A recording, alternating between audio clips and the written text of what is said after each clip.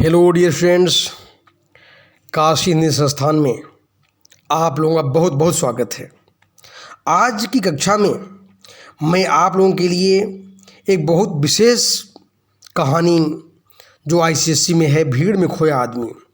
वैसे इसको कहानी कहना उचित नहीं है, अपने आप में एक निबंध है यह, और बहुत ही महत्वपूर्ण यह रचना है हमारे लीलाधर शर्मा पर्वती जी। लीलाधर शर्मा पर्वती जी आज की जो आधुनिक समस्याएं हैं, आज की आधुनिक समस्याओं को भी उल्लेखित करने का प्रयास करते हैं। तो आज का आदमी भीड़ में खो चुका है, इसका मूल कारण क्या है? इन तमाम चीज़ों को बड़े मार्मिकता के साथ उल्लेखित करने का प्रयास किया है कि आज विशेष रूप से भीड़ में खोया आदमी, यानी हम लोग, यह जो जनसंख्या विस्फोट हो रहा है, जो जनसंख्या के कारण तमाम समस्याएं क्या क्या उत्पन्न हो रही हैं, उन बिंदुओं को उल्लेखित करने का भरपूर प्रयास किया है। ध्यान देने की बात है, लेखक जो हैं हमारे, विशेष रूप से ध्यान दें, पर्वती जी इस बात पर जोर देते हैं कि आज वर्तमान समय में हर जगह समस्याएं हैं, और उन समस्याओं, चाहे महंगाई की समस्या हो, चाहे मकान की समस्या हो, आवास की समस्या हो, और आरक्षण न मिल रहा हो, नौकरी न मिल रही हो, हर समस्याओं का एक कारण है जिस पर हमारे देश के नेताओं को, हमारे देश के प्रत्येक नागरिकों को सोचने की आवश्यकता है। सभी लोग एक ही बात करते हैं कि आवास की समस्या बढ़ रही है, बेरोजगारी की समस्या बढ़ रही है, नौकरी की समस्या, जो आजकल की बर्निंग पॉइंट्स हैं, आप लोग देख रहे हैं। और अगर इस निबंध को कोई व्यक्ति पढ़ लेता है तो उसकी आंख खुल जाती है। जो, यानी आप ये कह सकते हो कि जो हम लोग अपने सरकारों पर आरोप लगाते हैं, दूसरों पर आरोप लगाते हैं कि महंगाई बढ़ रही है, उसके लिए तो हम खुद जिम्मेदार हैं। हम भारतीय नागरिक स्वयं जिम्मेदार हैं। अगर नागरिक, यानी इसी तरह से जनसंख्या बेतहाशा बढ़ती गई तो वस्तुओं का सामान जो है, यानी वो आसमान छुएंगे और वह भी समय पर प्राप्त नहीं होगा। इन तमाम बिंदुओं को जितने बढ़िया ढंग से हमारे पर्वती जी ने उल्लेखित किया है, शायद ही कोई निबंधकार अभी तक ऐसा उल्लेखन किया हो। ध्यान देने की बात है, यहाँ पर पर्वती जी, हमारे जो लेखक हैं, उनके एक मित्र हैं बाबू श्यामल कांत जी। तो श्यामल कांत जी बहुत ही सीधे साधे हैं, परिश्रमी हैं, ईमानदार हैं, किंतु जिंदगी में थोड़े लापरवाह व्यक्ति हैं। ध्यान देने की बात है, उम्र में लेखक से छोटे हैं, परंतु अपने घर में बच्चों की फौज खड़ी कर ली हैं। ध्यान दो, तो गर्मी के मौसम में, यानी पिछली गर्मियों में, लेखक को उनकी लड़की के विवाह में सम्मिलित होने के लिए हरिद्वार गाड़ियों में अत्यधिक भीड़ के कारण उन्हें बिना आरक्षण के ही जाना पड़ा। तो वह भी वहाँ पर गए। ध्यान दें, हरिद्वार जाना पड़ा तो कई जगह ट्रेन को बदलनी पड़ी, तमाम दिक्कतें हुई, और वह भी कैसे गए बेचारे कि ट्रेन में बैठने की जगह नहीं थी, आरक्षण टिकट तो मिल नहीं पाया, सेकंड क्लास के डिब्बे में गए, और वह भी सामान भी थोड़े से लिए हुए थे, इसके बावजूद बैठने में बड़ी दिक्कत हुई। वो बेचारा कुली नहीं होता, यानी कुली जो है आपातकालीन खिड़की से उनको उठाकर उसमें डाल दिया। सोचो पहले किस प्रकार से वह लेखक गए, यानी ज़िंदगी में क्या उस यात्रा को भूल सकते हैं? तो यह यात्रा, अगर जनसंख्या बढ़ती गई तो ये हम लोगों को भी ऐसी ही यात्रा भविष्य में करनी पड़ सकती है। लेखक ने अपने कटु अनुभव को व्यक्त करने का प्रयास भी किया है। ध्यान दें, लक्सर में गाड़ी बदलते वक्त लेखक ने देखा कि पूरी ट्रेन की छत यात्रियों से पटी पड़ी है। वह सोचता है कि अपने प्राणों को संकट में डालकर लोग इस प्रकार यात्रा करने के लिए क्यों मजबूर हैं। ध्यान देने की बात है कि आने वाली समस्या हम लोगों को भी ऐसी झेलनी पड़ सकती है। श्यामला कांत जी के बड़े लड़के दीनानाथ को पढ़ाई पूरी किए 2 वर्ष हो गए हैं, परंतु वह अभी तक नौकरी की तलाश में भटक रहा है। हजारों व्यक्ति पहले से ही नौकरी के लिए लाइन में लगे हैं। ध्यान देने की बात है कि यहाँ तक कि लेखक ने यह भी परामर्श दिया कि आप किसी एम्प्लॉयमेंट ऑफिस में जाकर के कम से कम नाम तो लिखवा लो। तो दीनानाथ बताता है कि क्या बताऊँ, वहाँ पर भी गया था, हमारे से यानी हज़ारों लोग पहले से ही वहाँ नाम दिए हैं, हमारे जैसे क्वालिफ़िकेशन के लोग।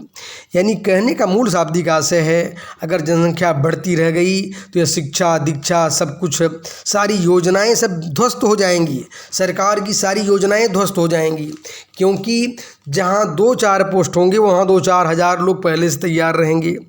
आज हम देख ही रहे हैं कि जहाँ 10-20 पोस्ट निकलते हैं, 1000-2000 पोस्ट निकलते हैं, 1 करोड़ जनसंख्या उसके लिए फॉर्म भरती 2-4 करोड़ भरते हैं। क्योंकि 2 करोड़ पॉपुलेशन जिस देश में हर साल बढ़ता हो, वहाँ पर नौकरी पाने की उम्मीद करना, या हम ये कह लें कि आराम से यात्रा करेंगे, आराम से किसी अच्छे सरकारी अस्पताल में दिखाएंगे अपने आप को, ये सारी चीज़ें कुल कल्पना मात्र बन जाएंगी। किसी साहित्यकार ने लिखा भी है, वाह रे मेरा देश आबास रे इंडिया, हर साल तुम पैदा करते हो कि नया ऑस्ट्रेलिया। कोई देश आगे है कल कारखानों में, तो कोई रॉकेट उड़ाने में, तो मेरा भी देश आगे है जनसंख्या बढ़ाने में। वाह भाई वाह। यानी कहने का मतलब, अगर जनसंख्या ऐसी बढ़ती गई, 2-2 करोड़, 1.5 करोड़, 3-3 करोड़ हर साल बढ़ती जाएगी, तो आने वाले समय भोजन मिलना, यानी भोजन के बारे में भी स्वप्न में देखेंगे कि भोजन भी ऐसा होता है। तो ध्यान दें, यही बात लेखक पर्वती जी पूरे भारतवासियों को भी समझाने का प्रयास करते हैं। ध्यान दें, तो श्यामल कांत के यानी जो अपने मित्र के यहाँ गए हुए हैं, तो उनको बेचारे को मकान नहीं मिलता है। उनके पास कई बच्चे हैं, मतलब कि कुल 8-10 बच्चे हैं करीब। यह सोचने वाली बात है, एक व्यक्ति, एक पति पत्नी को 8-10 बच्चे अगर होंगे तो मकान कहीं तो कोई देगा नहीं, क्योंकि इतनी बड़ी फौज को कौन है कि भाई जो संभाल पाएगा। वो मकान भी चरमरा जाएगा बेचारा, बोझ नहीं उठा पाएगा। तो 8-10 बच्चे, और उसके बाद में यानी बड़ी मुश्किल से उनको मकान ढूंढते ढूंढते कहीं किसी गली में, पतली गली में एक सिर छिपाने के लिए एक छोटी सी छत मिलती है, एक जगह मिल जाती है। और शहर पहले की तुलना में कई गुना फैल भी चुका है और कई कॉलोनियाँ बन गई हैं, परंतु फिर भी लोग मकानों के लिए भटक रहे हैं। जनसंख्या बढ़ रही है परंतु मकान और खाद्यान्न कम हो रहे हैं। क्यों? कारण क्या है? क्योंकि जो खाद्यान्न जहाँ से उत्पन्न होंगे, ज़मीन घट रही है तेज़ी से, यानी जो हमारी जो लैंड है, जो ज़मीन है, वहाँ पर चारों तरफ मकान बन रहे हैं, फ्लैट बन रहे हैं। ऐसी स्थिति में बड़े बड़े मकान बनते जा रहे हैं, बढ़ते जा रहे हैं, तो वहाँ पर आने वाले समय में यानी भोजन की, खाद्यान्न की बहुत बड़ी समस्या आने वाली है। अभी तो हम लोग 30-40 रुपया केजी आटा खरीद रहे हैं, आने वाले समय में 2-4 साल भी नहीं बीतेगा 100 रुपये 200 रुपये केजी आटा कहीं न खरीदना पड़े, और इसके लिए हमें सावधान होना पड़ेगा। तभी श्यामल कांत जी की पत्नी जलपान लेकर के आती हैं। उनके पीछे उनके 3 छोटी लड़कियां और पल्ला पकड़े 2 लड़के थे। उनकी दुर्बल काया और पीले चेहरे को देखकर लेखक ने पूछा, क्या डॉक्टर को दिखाकर वे अपना इलाज करवा रही हैं? उन्होंने बताया कि वे डॉक्टर को दिखाने गई थीं, परंतु आजकल अस्पतालों में इतनी भीड़ होती है कि डॉक्टर भी मरीजों को ठीक से देख नहीं पाते। यानी कहने का मतलब शाब्दिक आशय है कि अगर जनसंख्या बढ़ती जाएगी, अगर आपको इसका उदाहरण देखना हो तो सरकारी अस्पतालों में कृपया हम लोग ज़रूर चले जाएं, एक बार देख लें। यानी देखते क्या हैं कि पूरा देश ही क्या पेशेंट बन चुका है। तो वहाँ पर जहाँ यानी पंक्तिबद्ध हजारों लोग पहुँचे हों डॉक्टर को दिखाने के लिए, एक डॉक्टर को, तो क्या डॉक्टर समय दे पाएगा? 1 मिनट के अंदर एक पेशेंट को सरकारी अस्पतालों में देखते हैं, तो वहाँ पर ठीक से इलाज भी हो पाना संभव नहीं है। तो यह बताने का प्रयास किया लेखक ने कि समय रहते हमें बढ़ती हुई जनसंख्या को पर इलाज करना पड़ेगा। ध्यान देने की बात है।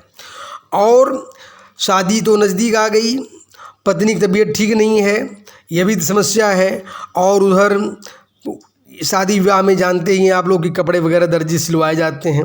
हर दर्जी ने पहले से ही यानी कपड़े पहले से उनके पास सिलने के लिए आए थे, और कपड़ों को दिखा करके भी वो अपनी मजबूरी व्यक्त कर देते थे कि यानी दुकानें तो पहले से कहीं अधिक खुल गई हैं, परंतु ग्राहकों की बढ़ती भीड़ के कारण अब भी कम पड़ रही है।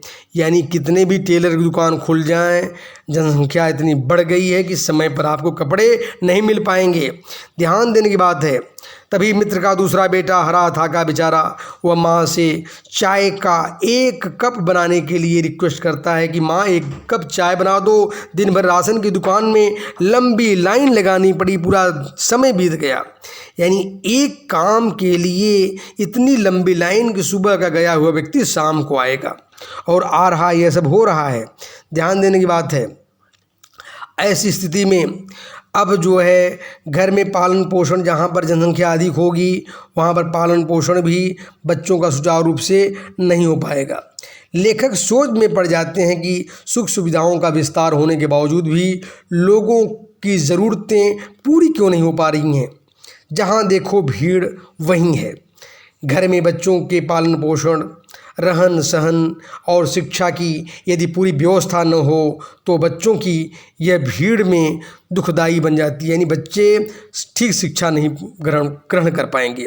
आज सरकारी स्कूलों की हालत यही है कि प्रायः बच्चे उच्च शिक्षा नहीं ग्रहण कर पा रहे हैं जिस रूप में होना चाहिए, क्योंकि वहाँ पर एक अध्यापक को जितना रेशियो अनुपात होना चाहिए वह रेशियो अनुपात अधिक होने के कारण सुचारू रूप से शिक्षा का जो व्यवस्था होना चाहिए उसमें कमी हो रही है। और बीमारी से, यानी बीमारी कुपोषण से, ध्यान देने की बात है कि बीमारी कुपोषण से यानी चारों तरफ माहौल अलग ही है। आप देख सकते हो कि सरकारी अस्पतालों में बड़े पैमाने बच्चे बीमार पड़ रहे हैं या बीमारी हालत में उनकी वह एक्सपायर भी हो रहे हैं, और अधिक जनसंख्या के कारण यानी चारों तरफ मकान संकीर्ण हो रहे हैं, दूषित वातावरण तेज़ी से बढ़ रहा है। और यदि सीमित परिवार हो, स्वच्छ जलवायु हो तो खाने के लिए भरपूर भोजन सामग्री मिल सकती है, तो बीमारी भी से भी बचा जा सकता है। लेकिन अगर परिवार ज़्यादा होगा तो पहले हम तो परिवार को भोजन देंगे, इसके बाद स्वास्थ्य की सुविधा दे पाएंगे। आज यही कारण है, घर में अगर अधिक लोग हो जाएं, कई बच्चे हो जाएं, तो उनके स्वास्थ्य की, उनके खान पान की, उनके पहनावे की, उनके शिक्षा दीक्षा की हर व्यवस्था में कमी आ जाएगी। ध्यान देने की बात है। लेखक को अपने मित्र को इस भीड़ का रहस्य बताने की ज़रूरत नहीं है, क्योंकि वे स्वयं इस विपदा को झेल चुके हैं। यदि समय रहते हमारा देश जो है जागृत नहीं हुआ तो वाकई जो है इस भीड़ के कारण, यानी जनसंख्या विस्फोट के कारण, यानी तमाम समस्याओं से हम जूझेंगे। और अभी तो मान लीजिए कुछ ठीक है, गनीमत है एक देश और जहाँ पर लगभग 130 करोड़ जनसंख्या से भी अधिक आज लोग हो चुके हैं, और अगर समय रहते हुए हम लोग इस जनसंख्या को आज देख रहे हैं, चारों तरफ बेरोजगारी की समस्या, चारों तरफ किस प्रकार से अफरा तफरी मची हुई है, कहीं सड़कें जाम हो रही हैं नौकरी के लिए, कहीं ट्रेनें जलाई जा रही हैं, ये तमाम समस्याएं वर्तमान समय में देख रहे हैं। यह क्या हालत है। तो अगर जनसंख्या बढ़ती गई, हम लोग मूल इलाज नहीं कर रहे हैं तो इलाज के पत्तों की तरफ जा रहे हैं, डालियों की तरफ जा रहे हैं। चारों तरफ देख रहे हैं कि आज सरकारी अस्पताल ठीक नहीं है, तो रेलवे में उचित व्यवस्था नहीं है, बड़ी भीड़ हो रही है, लोकल ट्रेनों में बड़ी भीड़ हो रही है, सरकार कोई उपाय करे। तमाम चीज़ें हैं, नौकरी नहीं मिल रही, सरकार उपाय करे, भोजन नहीं मिल रही, सरकार उपाय करे तमाम समस्याएं हैं। शहर में फ्लैट नहीं मिल रहे हैं, सरकार उपाय रही। सोचने वाली बात है, सारे इस समस्याओं की मूल जननी क्या है। सारी समस्याओं की मूल जननी जो है बढ़ती हुई जनसंख्या है। अगर बढ़ती हुई जनसंख्या को हम नियंत्रित नहीं करेंगे तो आने वाले समय में भारत की तस्वीर बहुत ही डरावनी हो जाएगी।